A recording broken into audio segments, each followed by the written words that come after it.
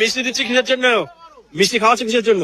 মিষ্টি খাওয়াচ্ছি এই জন্য, আমাদের ক্যানিং পূর্বের ত্রাস যে এতদিন মানুষ বাইরে বার হতে পারেনি, যার নেতৃত্বে আজকের ক্যানিং টু 2 নম্বর ব্লক আজকের এই আনন্দে আত্মহারা, যার নেতৃত্বে এই আমাদের এই ক্যানিং পূর্বের মানুষ কথা বলতে শিখেছে, আজকের উঠে দাঁড়িয়েছে যার নেতৃত্বে, সেই আমাদের ক্যানিং টু এর অর্থাৎ ক্যানিং পূর্বের আমাদের সেই সংগ্রামী সাথী আমাদের মাননীয় আরবুল ইসলাম সাহেব মহাশয় এসেছেন।